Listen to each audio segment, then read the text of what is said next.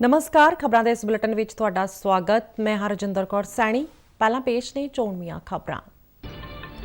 राष्ट्रपति रामनाथ कोविंद ने IIM नागपुर वालों निभाई जा रही भूमिका की शलाघा की। केंद्रीय सूचना ते प्रसारण मंत्री अनुराग सिंह ठाकुर ने आम आदमी पार्टी ते अराजकता फैलाउण दा दोष लाया। बेरोजगार अध्यापक यूनियन दे सद्दे ते बरनाला पुजे अध्यापकां दी पुलिस नाल तिखी नोक झोंक। ते मौसम विभाग ने लू चलण दी चेतावनी दिंदिआं येलो अलर्ट कीता जारी। ते हुण खबरां विस्तार नाल। राष्ट्रपति रामनाथ कोविंद ने भारतीय प्रबंधन संस्थान IIM नागपुर की खेतरी नवाचार आयोजक की भूमिका की शलाघा करदिआं कहा कि यह एक कारोबारी इनक्यूबेटर वजों काम करेगा। उन्होंने संस्थान ते विस्तारत कंपलैक्स का अज उद्घाटन करन मौके ये गल आखी। राष्ट्रपति कोविंद ने कहा कि यह खेतर दीआं सनअतां नूं आत्म निर्भर भारत के सुपने नूं पूरा करन विच मदद करेगा। राष्ट्रपति ने महाराष्ट्र की धरती नूं जीवंत समाजिक आर्थिक और सियासी केंद्र दस्सिया। उन्होंने कहा कि नागपुर वो थां है जिसनूं बाबा साहब अंबेडकर ने इतिहासक धर्म चक्कर परिवर्तन लई चुनिया सी। इस मौके केंद्रीय मंत्री नितिन गडकरी और धर्मेंद्र प्रधान समेत होर पतवंते हाज़र सन। Education institutes are not just mere places of learning. It is the place which polishes the inner and sometimes even hidden talents in each one of us. The curriculum gives us the occasion to introspect within ourselves the purpose, the ambition, and hence fulfill our dreams. उपराष्ट्रपति M Venkaiah Naidu ने cyber ते आर्थिक जुर्मां ते online धोखाधड़ी नाल असरदार तरीके नाल नजिठण लई पुलिस जवानां दी महारत होर वधाउण दी जरूरत ते जोर दिता है। भारतीय पुलिस सेवा के साबका अधिकारी प्रकाश सिंह की किताब the struggle for police reforms in India की नवी दिल्ली में घुंड चुकाई मगरों एक समागम दौरान उन्होंने गल आखी। उपराष्ट्रपति ने पुलिस नूं आम लोगों प्रति दोस्ती वाला रवैया अपनाउण की अपील की। वेंकैया नायडू ने कहा कि पुलिस सुधार लियाउण लई केंद्र और सूबिਆਂ नूं मिल के काम करना चाहिए है। उन्होंने बेहतर पुलिस प्रबंध की दिशा में सरकार वालों कीतियां गईयां पहलों ते खुशी का इजहार किया। Problem. So judiciary also must introspect. Whatever the government has to do, government has to do it. Filling up the vacancies. But at the same time, the people there who are there to give justice delivery, they should also act in a more responsive and responsible manner. And the legislatures also, they have to perform. And they have to discuss, debate and decide. But you know, often disruption is taking place. केंद्रीय सूचना ते प्रसारण मंत्री अनुराग सिंह ठाकुर ने आम आदमी party ते अराजकता फैलाउण दा दोष लाया है। हिमाचल प्रदेश के सिरमौर जिले के माजरा विखे पत्रकारां नाल गलबात करदे उन्हां आम आदमी पार्टी के रवैये की आलोचना की। जिस तरह से ये लोग अराजकता फैलाने का काम करते हैं, मनीष सिसोदिया जी हों, केजरीवाल जी हों, ये अराजकता का दूसरा नाम है। दिल्ली में जो हालत इन्होंने की है और उसके बाद अब जो पंजाब के लोग 2 महीने से कम समय में भी अपने आप को ठगा हुआ महसूस कर रहे हैं। मैं कल राजपुरा में भी था, मोहाली होते हुए भी गए, ज़ीरकपुर होते हुए गए, पटियाला गया। लोग अभी से 2 महीनों में कहते हैं कि पंजाब की सरकार तो रिमोट कंट्रोल से कहीं और से चल रही है। ये अपने आप में दिखाता है कि पंजाब के लोगों को ठगा गया। पहले झूठे वायदे करके अब पंजाब का मान भी गिराने का काम किया जा रहा है। सरकार ने कहा कि नीट पोस्ट ग्रेजुएट 2022 ਲਈ कौमी योग्यता कम दाखला ਪ੍ਰੀਖਿਆ मुलतवी नहीं की गई है ਅਤੇ ਪਹਿਲਾਂ ਤੋਂ ਮਿਤੀ ਤਾਰੀਖ 21 ਮਈ ਨੂੰ ਹੀ ਕਰਵਾਈ ਜਾਏਗੀ। PIB ने national board of examination in medical sciences के नां ते जारी किए नीट PG ਪ੍ਰੀਖਿਆ संबंधी नोटिस ਨੂੰ फर्जी करार दिता है। PIB ਵੱਲੋਂ स्पष्ट किया गया है कि बोर्ड ने अजिहा कोई नोटिस जारी नहीं किया है। दूजे पासे national board of examination in medical sciences ने अपने नां ते जारी किए जाली नोटिसां खिलाफ चेतावनी दी है। उन्होंने विद्यार्थियों को भी सलाह दी कि वो अजिहे गैर प्रमाणित नोटिसां राही गुमराह ना होण अते किसी भी तरह की जानकारी मिलण ते NBEM की अधिकारत वैबसाइट ते क्रॉस चैक जरूर कर लैण। ਕੇਂਦਰ ਸਰਕਾਰ ਨੇ ਰਾਜ ਧਰੋਹ ਕਾਨੂੰਨ ਨੂੰ ਸਹੀ ਠਹਿਰਾਉਂਦਿਆਂ ਸੁਪਰੀਮ ਕੋਰਟ ਨੂੰ ਇਸ ਕਾਨੂੰਨ ਨੂੰ ਚੁਣੌਤੀ ਦੇਣ ਵਾਲੀਆਂ ਸਾਰੀਆਂ ਪਟੀਸ਼ਨਾਂ ਖਾਰਜ ਕਰਨ ਦੀ ਅਪੀਲ ਕੀਤੀ ਹੈ। Chief justice ਐਨ.ਵੀ. ਰਮन्ना ਦੀ ਪ੍ਰਧਾਨਗੀ ਵਾਲੀ 3 ਮੈਂਬਰਾਂ ਦੀ ਬੈਂਚ ਰਾਜ ਧਰੋਹ ਕਾਨੂੰਨ ਦੀ ਸੰਵਿਧਾਨਕ ਵੈਧਤਾ ਨੂੰ ਚੁਣੌਤੀ ਦੇਣ ਵਾਲੀਆਂ ਪਟੀਸ਼ਨਾਂ ਤੇ ਸੁਣਵਾਈ ਕਰ ਰਹੀ ਹੈ। ਇਸ ਬੈਂਚ ਵਿੱਚ ਜਸਟਿਸ ਸੂਰਿਆਕਾਂਤ ਅਤੇ ਜਸਟਿਸ ਹਿਮਾ ਕੋਹਲੀ ਸ਼ਾਮਿਲ ਨੇ। ਅਦਾਲਤ ਵਿੱਚ ਦਾਖਲ ਆਪਣੇ ਹਲਫਨਾਮੇ ਵਿੱਚ ਕੇਂਦਰ ਨੇ ਕਿਹਾ ਕਿ 3 ਜੱਜਾਂ ਦੀ ਬੈਂਚ ਰਾਜ ਧਰੋਹ ਕਾਨੂੰਨ ਦੀ ਵੈਧਤਾ ਦੀ ਸਮੀਖਿਆ ਨਹੀਂ ਕਰ ਸਕਦੀ ਅਤੇ ਇਹ ਮਾਮਲਾ ਵੱਡੇ ਬੈਂਚ ਦੇ ਹਵਾਲੇ ਕੀਤਾ ਜਾਣਾ ਚਾਹੀਦਾ ਹੈ। ਪੰਜਾਬ ਤੇ ਹਰਿਆਣਾ ਹਾਈ ਕੋਰਟ ਨੇ ਬੀਤੀ ਰਾਤ ਬੀਜੇਪੀ ਨੇਤਾ ਤੇਜਿੰਦਰਪਾਲ ਸਿੰਘ ਬੱਗਾ ਦੀ ਗ੍ਰਿਫਤਾਰੀ ਤੇ ਰੋਕ ਲਗਾ ਦਿੱਤੀ। ਮੋਹਾਲੀ ਦੀ ਇੱਕ ਅਦਾਲਤ ਵੱਲੋਂ ਕੱਲ੍ਹ ਹੀ ਬੱਗਾ ਦੀ ਗ੍ਰਿਫਤਾਰੀ ਲਈ ਵਾਰੰਟ ਜਾਰੀ ਕੀਤੇ ਗਏ ਸਨ। ਕੱਲ੍ਹ ਦੇਰ ਰਾਤ ਹੋਈ ਇੱਕ ਜ਼ਰੂਰੀ ਸੁਣਵਾਈ ਦੌਰਾਨ ਜਸਟਿਸ ਅਨੂਪ ਚਿਤਕਾਰਾ ਨੇ ਇਸ ਮਾਮਲੇ ਨੂੰ 10 ਮਈ ਨੂੰ ਹੋਣ ਵਾਲੀ ਅਗਲੀ ਸੁਣਵਾਈ ਤੱਕ ਬੀਜੇਪੀ ਆਗੂ ਦੀ ਗ੍ਰਿਫਤਾਰੀ ਤੇ ਰੋਕ ਲਗਾ ਦਿੱਤੀ। ਇਸ ਤੋਂ ਪਹਿਲਾਂ ਕੱਲ੍ਹ ਮੋਹਾਲੀ ਦੇ ਜੁਡੀਸ਼ੀਅਲ ਮੈਜਿਸਟ੍ਰੇਟ ਨੇ ਪੰਜਾਬ ਪੁਲਿਸ ਦੇ ਸਾਈਬਰ ਕ੍ਰਾਈਮ ਸੈੱਲ ਨੂੰ ਤੇਜਿੰਦਰਪਾਲ ਸਿੰਘ ਬੱਗਾ ਨੂੰ ਗ੍ਰਿਫਤਾਰ ਕਰਕੇ ਅਦਾਲਤ ਵਿੱਚ ਪੇਸ਼ ਕਰਨ ਦੇ ਹੁਕਮ ਦਿੱਤੇ ਸਨ। ਅਦਾਲਤ ਨੇ ਸੁਣਵਾਈ ਦੀ ਅਗਲੀ ਤਾਰੀਖ 23 ਮਈ ਤੈਅ ਕੀਤੀ ਹੈ, ਪਰ ਹਾਈ ਕੋਰਟ ਨੇ ਕਿਹਾ ਕਿ 10 ਮਈ ਤੱਕ ਬੀਜੇਪੀ ਨੇਤਾ ਦੇ ਖਿਲਾਫ ਕੋਈ ਜ਼ਬਰਦਸਤੀ ਕਾਰਵਾਈ ਨਹੀਂ ਕੀਤੀ ਜਾ ਸਕਦੀ। ਇਸ ਦੌਰਾਨ ਤੇਜਿੰਦਰਪਾਲ ਸਿੰਘ ਬੱਗਾ ਨੇ ਇੱਕ ਵਾਰ ਫਿਰ ਅਰਵਿੰਦ केजरीवाल ਤੇ ਨਿਸ਼ਾਨਾ ਸਾਧਿਆ ਹੈ।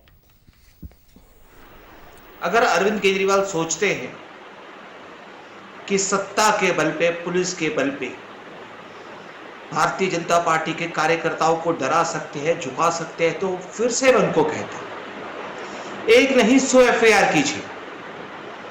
अरविंद केजरीवाल जी, मैं ये सवाल पूछूंगा कि आपने गुरु ग्रंथ साहब जी की बेदबी करने वालों को 24 घंटे के अंदर जेल की सलाखों में डालना था। आपने चुनाव के अंदर वादा किया था, लेकिन आप ही के विधायक ने, जो उस समय SIT कमेटी के सदस्य थे और जिन्होंने इस्तीफा दिया था, और आप उनका नाम बार बार लेते थे, जो आपके अमृतसर के विधायक हैं, ने ये कहा कि जिन लोगों ने गुरु ग्रंथ साहब जी की बेदबी करने वालों को बचाया, आपने उनको प्रमोशन दे दी। अरविंद केजरीवाल जी, आपको उन लोगों को हटाना पड़ेगा, आपको उन लोगों को जेल की सलाखों में डालना पड़ेगा जिन्होंने गुरु ग्रंथ साहब जी की बेदबी की, नहीं तो ये सवाल मैं बार बार पूछूंगा। ਬਰਨਾਲਾ ਵਿਖੇ ਸਿੱਖਿਆ ਮੰਤਰੀ ਗੁਰਮੀਤ ਸਿੰਘ ਮੀਥੇਰ ਦੀ ਰਿਹਾਇਸ਼ਗਾਹ ਦਾ ਘਿਰਾਵ ਕਰਨ ਜਾ ਰਹੇ ਬੇਰੋਜ਼ਗਾਰ ਅਧਿਆਪਕਾਂ ਤੇ ਪੁਲਿਸ ਵਿਚਾਲੇ ਅੱਜ ਤਿੱਖੀ ਨੋਕ-ਝੋਂਕ ਹੋਈ। ਬੇਰੋਜ਼ਗਾਰ ਅਧਿਆਪਕ ਯੂਨੀਅਨ ਦੇ ਸੱਦੇ ਤੇ ਪੁੱਜੇ ਅਧਿਆਪਕਾਂ ਨੇ ਪੁਲਿਸ ਵੱਲੋਂ ਲਗਾਏ ਬੈਰੀਗੇਡ ਹਟਾ ਦਿੱਤੇ ਅਤੇ ਮੰਤਰੀ ਦੀ ਰਿਹਾਇਸ਼ਗਾਹ ਵੱਲ ਵਧ ਗਏ। ਜ਼ਬਰਦਸਤ ਗਰਮੀ ਅਤੇ ਪੁਲਿਸ ਨਾਲ ਬਹਿਸਬਾਜ਼ੀ ਕਰਨ ਕਈ ਅਧਿਆਪਕ ਬੇਹੋਸ਼ ਵੀ ਹੋ ਗਏ। ਯੂਨੀਅਨ ਨੇ ਦੋਸ਼ ਲਾਇਆ ਕਿ ਮੰਤਰੀ ਬਣਨ ਤੋਂ ਪਹਿਲਾਂ ਗੁਰਮੀਤ ਸਿੰਘ ਮੀਥੇਰ ਉਹਨਾਂ ਨਾਲ ਧਰਨਿਆਂ ਤੇ ਬੈਠਦੇ ਸਨ ਅਤੇ ਆਮ ਆਦਮੀ ਪਾਰਟੀ ਦੀ ਸਰਕਾਰ ਬਣਨ ਤੇ ਉਹਨਾਂ ਦੀਆਂ ਮੰਗਾਂ ਪੂਰੀਆਂ ਕਰਨ ਦਾ ਭਰੋਸਾ ਵੀ ਦਿੰਦੇ ਸਨ, ਪਰ ਹੁਣ ਉਹ ਨਾ ਤਾਂ ਫੋਨ ਚੁੱਕਦੇ ਨੇ ਤੇ ਨਾ ਹੀ ਮਿਲਣ ਲਈ ਸਮਾਂ ਦੇ ਰਹੇ ਨੇ। ਫਰੀਦਕੋਟ ਪੁਲਿਸ ਨੇ 4 ਵਿਅਕਤੀਆਂ ਨੂੰ ਗ੍ਰਿਫਤਾਰ ਕਰਕੇ 5 ਕਰੋੜ ਰੁਪਏ ਕੀਮਤ ਦੀ ਹੈਰੋਇਨ, 4 ਪਿਸਤੌਲ ਅਤੇ ਕੁਝ ਹੋਰ ਅਸਲਾ ਬਰਾਮਦ ਕੀਤਾ ਹੈ। ਫਰੀਦਕੋਟ ਦੇ DIG ਪ੍ਰਦੀਪ ਕੁਮਾਰ ਨੇ ਦੱਸਿਆ ਕਿ ਇਹਨਾਂ ਦਾ ਸਬੰਧ ਸੂਬੇ ਦੇ ਕਈ ਨਾਮੀ ਗਨਾਮੀ ਗੈਂਗਸਟਰਾਂ ਨਾਲ ਹੈ। ਇਹ ਲੋਕ ਨਸ਼ੇ ਵੇਚਣ ਦੇ ਧੰਦੇ ਦੇ ਨਾਲ-ਨਾਲ ਅਮੀਰ ਵਿਅਕਤੀਆਂ ਤੋਂ ਫਿਰੌਤੀ ਲੈਣ ਅਤੇ ਜ਼ਮੀਨ ਜਾਇਦਾਦਾਂ ਤੇ ਨਾਜਾਇਜ਼ ਤੌਰ ਤੇ ਕਬਜ਼ੇ ਕਰਨ ਦਾ ਕੰਮ ਵੀ ਕਰਦੇ ਸਨ। ਉਹਨਾਂ ਕਿਹਾ ਕਿ ਇਹਨਾਂ ਨੇ ਪੁਲਿਸ ਨਾਕੇ ਤੇ ਪੁਲਿਸ ਪਾਰਟੀ ਤੇ ਗੋਲੀ ਵੀ ਚਲਾਈ ਅਤੇ ਭੱਜਣ ਦਾ ਯਤਨ ਕੀਤਾ, ਪਰ ਪੁਲਿਸ ਨੇ ਇਹਨਾਂ ਸਾਰਿਆਂ ਨੂੰ ਕਾਬੂ ਕਰ ਲਿਆ। ਇਹ ਮੋਗਾ, ਬਠਿੰਡਾ ਤੇ ਮਾਨਸਾ ਜ਼ਿਲ੍ਹਿਆਂ ਦੇ ਪਿੰਡਾਂ ਦੇ ਵਸਨੀਕ ਦੱਸੇ ਜਾਂਦੇ ਨੇ। ਪੁਲਿਸ ਵੱਲੋਂ ਇਹਨਾਂ ਦੀ ਪੁੱਛਗਿੱਛ ਦੌਰਾਨ ਕਈ ਹੋਰ ਮਾਮਲੇ ਸਾਹਮਣੇ ਆਉਣ ਦੀ ਆਸ ਹੈ। ਤਰਨਤਾਰਨ ਪੁਲਿਸ ਨੇ ਜ਼ਿਲ੍ਹੇ ਦੇ ਨੌਸ਼ਹਿਰਾ ਪਨੂਆ ਪਿੰਡ ਤੋਂ 2.5 ਕਿਲੋ RDX ਬਰਾਮਦ ਕੀਤਾ ਹੈ। ਇਹ RDX ਟਾਈਮਰ, ਡੈਟੋਨੇਟਰ ਅਤੇ ਬੈਟਰੀ ਨਾਲ ਲੈਸ ਸੀ। ਵਧੀਕ DGP ਅੰਦਰੂਨੀ ਸੁਰੱਖਿਆ RN ਢੋਕੇ ਨੇ ਇਹ ਜਾਣਕਾਰੀ ਦਿੰਦਿਆਂ ਦੱਸਿਆ ਕਿ ਇਸ ਮਾਮਲੇ ਵਿੱਚ ਅਜਨਾਲਾ ਦੇ ਗੁਜਰਪੁਰਾ ਪਿੰਡ ਦੇ ਬਲਜਿੰਦਰ ਸਿੰਘ ਉਰਫ ਬਿੰਦੂ ਅਤੇ ਖਾਨੋਵਾਲ ਪਿੰਡ ਦੇ ਜਗਤਾਰ ਸਿੰਘ ਉਰਫ ਜੱਗਾ ਨੂੰ ਗ੍ਰਿਫਤਾਰ ਕੀਤਾ ਗਿਆ ਹੈ। ਪੁਲਿਸ ਨੇ ਇਹਨਾਂ ਕੋਲੋਂ ਇੱਕ ਮੋਟਰਸਾਈਕਲ ਅਤੇ 2 ਮੋਬਾਈਲ ਫੋਨ ਵੀ ਬਰਾਮਦ ਕੀਤੇ ਨੇ। ਇਹ ਦੋਵੇਂ ਛੇਤੀ ਪੈਸਾ ਕਮਾਉਣ ਅਤੇ ਨਸ਼ੇ ਲਈ ਕੰਮ ਕਰਨ ਨਾਲ ਜੁੜੇ ਸਨ। RN ਢੋਕੇ ਨੇ ਕਿਹਾ ਕਿ ਇਹਨਾਂ ਦੀ ਯੋਜਨਾ ਧਮਾਕੇ ਕਰਕੇ ਇਲਾਕੇ ਵਿੱਚ ਦਹਿਸ਼ਤ ਪੈਦਾ ਕਰਨ ਦੀ ਸੀ, ਪਰ SSP ਰਣਜੀਤ ਸਿੰਘ ਨੇ ਤੁਰੰਤ ਕਾਰਵਾਈ ਕਰਦਿਆਂ ਛਾਪੇਮਾਰੀ ਕੀਤੀ ਅਤੇ ਦੋਹਾਂ ਨੂੰ ਕਾਬੂ ਕਰ ਲਿਆ। ਪੁਲਿਸ ਮਾਮਲਾ ਦਰਜ ਕਰਕੇ ਅੱਗੇ ਜਾਂਚ ਕਰ ਰਹੀ ਹੈ। ਇਸ ਦੌਰਾਨ ਰੂਪਨਗਰ ਰੇਂਜ ਦੇ DIG ਗੁਰਪ੍ਰੀਤ ਸਿੰਘ ਭੁੱਲਰ ਨੇ ਦੱਸਿਆ ਕਿ ਕਥਿਤ ਟਾਰਗੇਟ ਕਿਲਿੰਗ ਦੀ ਇੱਕ ਵੱਡੀ ਕੋਸ਼ਿਸ਼ ਨੂੰ ਨਾਕਾਮ ਕਰਦਿਆਂ ਪੁਲਿਸ ਨੇ ਅੱਜ ਖਰੜ ਦੇ ਨਡਿਆਲਾ ਚੌਂਕ ਤੋਂ ਇੱਕ ਵਿਅਕਤੀ ਨੂੰ ਗ੍ਰਿਫਤਾਰ ਕੀਤਾ ਹੈ। ਉਸ ਕੋਲੋਂ 10 ਕਾਰਤੂਸਾਂ ਸਮੇਤ 2 ਪਿਸਤੌਲ ਬਰਾਮਦ ਕੀਤੇ ਗਏ ਨੇ। ਉਸ ਦੀ ਪਛਾਣ ਫਤਿਹਗੜ੍ਹ ਸਾਹਿਬ ਜ਼ਿਲ੍ਹੇ ਦੇ ਸਿੱਧਵਾਂ ਪਿੰਡ ਦੇ ਗੁਰਿੰਦਰ ਸਿੰਘ ਵਜੋਂ ਕੀਤੀ ਗਈ ਹੈ। ਉਹਨਾਂ ਕਿਹਾ ਕਿ ਉਸ ਤੇ ਡਕੈਤੀ ਸਮੇਤ 6 ਮਾਮਲੇ ਪਹਿਲਾਂ ਤੋਂ ਹੀ ਦਰਜ ਨੇ। ਉਸ ਤੋਂ ਅੱਗੇ ਪੁੱਛਗਿੱਛ ਕੀਤੀ ਜਾ ਰਹੀ ਹੈ। ਕੇਂਦਰੀ ਸੂਚਨਾ ਤੇ ਪ੍ਰਸਾਰਣ ਅਤੇ ਖੇਡ ਤੇ ਯੁਵਾ ਮਾਮਲਿਆਂ ਬਾਰੇ ਮੰਤਰੀ ਅਨੁਰਾਗ ਸਿੰਘ ਠਾਕੁਰ ਨੇ ਪਟਿਆਲਾ ਦੇ ਨੇਤਾ ਜੀ ਸੁਭਾਸ਼ ਚੰਦਰ ਬੋਸ ਕੌਮੀ ਖੇਡ ਸੰਸਥਾਨ ਦੇ ਬੀਤੀ ਰਾਤ ਹੋਏ 61ਵੇਂ ਸਥਾਪਨਾ ਦਿਵਸ ਸਮਾਗਮ ਵਿੱਚ ਮੁੱਖ ਮਹਿਮਾਨ ਵਜੋਂ ਹਿੱਸਾ ਲਿਆ। ਇਸ ਮੌਕੇ ਉਹਨਾਂ 2 ਪ੍ਰੋਜੈਕਟਾਂ ਦਾ ਨੀਂਹ ਪੱਥਰ ਰੱਖਿਆ ਜਿਸ ਤੇ ਕੇਂਦਰ ਸਰਕਾਰ ਵੱਲੋਂ 3 ਵਰ੍ਹਿਆਂ ਵਿੱਚ 150 ਕਰੋੜ ਰੁਪਏ ਖਰਚ ਕੀਤੇ ਜਾਣਗੇ। ਇੱਕ ਰਿਪੋਰਟ। ਸ਼ਕਤੀ ਅਤੇ ਅਨੁਕੂਲਨ ਕੇਂਦਰ ਅਤੇ ਹੋਰ ਪ੍ਰੋਜੈਕਟਾਂ ਦਾ ਨੀਂਹ ਪੱਥਰ ਰੱਖਦੇ ਕੇਂਦਰੀ ਖੇਡ ਤੇ ਯੁਵਾ ਮਾਮਲਿਆਂ ਬਾਰੇ ਮੰਤਰੀ ਅਨੁਰਾਗ ਸਿੰਘ ਠਾਕੁਰ। ਮੌਕਾ ਰਿਹਾ ਨੇਤਾ ਜੀ ਸੁਭਾਸ਼ ਚੰਦਰ ਬੋਸ ਕੌਮੀ ਖੇਡ ਸੰਸਥਾਨ ਪਟਿਆਲਾ ਦੇ 61ਵੇਂ ਸਥਾਪਨਾ ਦਿਵਸ ਦਾ। ਇਹਨਾਂ ਪ੍ਰੋਜੈਕਟਾਂ ਤਹਿਤ ਡਿਪਲੋਮਾ ਧਾਰਕਾਂ ਦੀ ਸਿੱਖਿਆ ਲਈ ਆਧੁਨਿਕ ਸਹੂਲਤਾਂ ਵਾਲੀ ਖੇਡ ਵਿਗਿਆਨ ਲੈਬੋਰੇਟਰੀ ਸਮੇਤ ਸ਼ਕਤੀ ਅਤੇ ਅਨੁਕੂਲਨ ਹਾਲ ਬਣਾਇਆ ਜਾ ਰਿਹਾ ਹੈ। ਇਸ ਹਾਲ ਵਿੱਚ ਇੱਕੋ ਵੇਲੇ 150 ਐਥਲੀਟਾਂ ਦੇ ਠਹਿਰਨ ਦੀ ਸਮਰੱਥਾ ਹੋਵੇਗੀ, ਜਿਹੜੀ ਦੇਸ਼ ਵਿੱਚ ਆਪਣੀ ਕਿਸਮ ਦੀ ਸਭ ਤੋਂ ਵੱਡੀ ਸਹੂਲਤ ਹੋਵੇਗੀ। ਇਸੇ ਤਰ੍ਹਾਂ ਦੂਜੇ ਪ੍ਰੋਜੈਕਟ ਵਿੱਚ ਪੂਰੀ ਤਰ੍ਹਾਂ ਨਾਲ ਮੌਸਮ ਅਨੁਕੂਲ ਰਸੋਈ ਸ਼ਾਮਲ ਹੈ, ਜਿਸ ਵਿੱਚ 2000 ਵਿਅਕਤੀਆਂ ਲਈ ਭੋਜਨ ਤਿਆਰ ਕੀਤਾ ਜਾ ਸਕੇਗਾ ਅਤੇ 400 ਵਿਅਕਤੀਆਂ ਦੇ ਬੈਠਣ ਦੀ ਸਮਰੱਥਾ ਵਾਲਾ ਫੂਡ ਕੋਰਟ ਇਸ ਦਾ ਹਿੱਸਾ ਹੋਵੇਗਾ। ਕੈਂਪਸ ਵਿੱਚ 2 ਹੋਸਟਲਾਂ ਦੀ ਉਸਾਰੀ ਵੀ ਕੀਤੀ ਜਾ ਰਹੀ ਹੈ, ਜਿਸ ਨਾਲ ਹੋਸਟਲ ਦੀ ਸਮਰੱਥਾ ਵਿੱਚ 450 ਵਾਧੂ ਖਿਡਾਰੀ ਠਹਿਰ ਸਕਣਗੇ।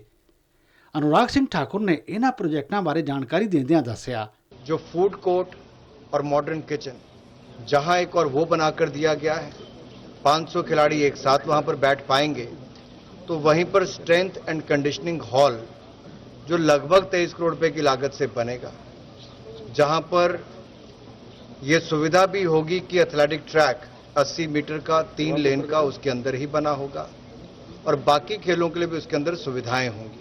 अनुराग सिंह ठाकुर ने खेडों के खेत्र में नेता जी सुभाष चंद्र बोस कौमी खेड संस्थान वालों निभाई जा रही भूमिका की शलाघा की। NIS पटियाला के 61 वर्ष पूरे हुए हैं और मैं तो ये कहना चाहता हूँ, पिछले 6 दशकों में जो खेल जगत के लिए NIS पटियाला की भूमिका रही वो सराहनीय है, अभूतपूर्व है।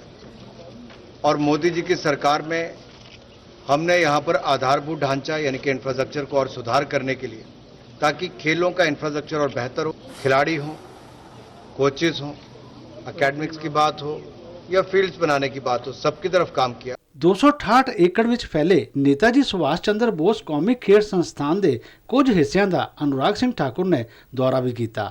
ਉਹਨਾਂ ਮੁੱਕੇਬਾਜ਼ੀ ਹਾਲ ਦਾ ਜਾਇਜ਼ਾ ਲਿਆ। ਯਕੀਨਨ ਇਹਨਾਂ ਪ੍ਰੋਜੈਕਟਾਂ ਦੇ ਮੁਕੰਮਲ ਹੋਣ ਨਾਲ ਮਿਲਣ ਵਾਲੀਆਂ ਅਤੀ ਆਧੁਨਿਕ ਸਹੂਲਤਾਂ ਖਿਡਾਰੀਆਂ ਨੂੰ ਕੌਮਾਂਤਰੀ ਪੱਧਰ ਤੇ ਦੇਸ਼ ਦਾ ਨਾਂ ਰੌਸ਼ਨ ਕਰਨ ਵਿੱਚ ਮਦਦਗਾਰ ਬਣਨਗੀਆਂ। शिशु शर्मा शांतल, दूरदर्शन समाचार, जलंधर।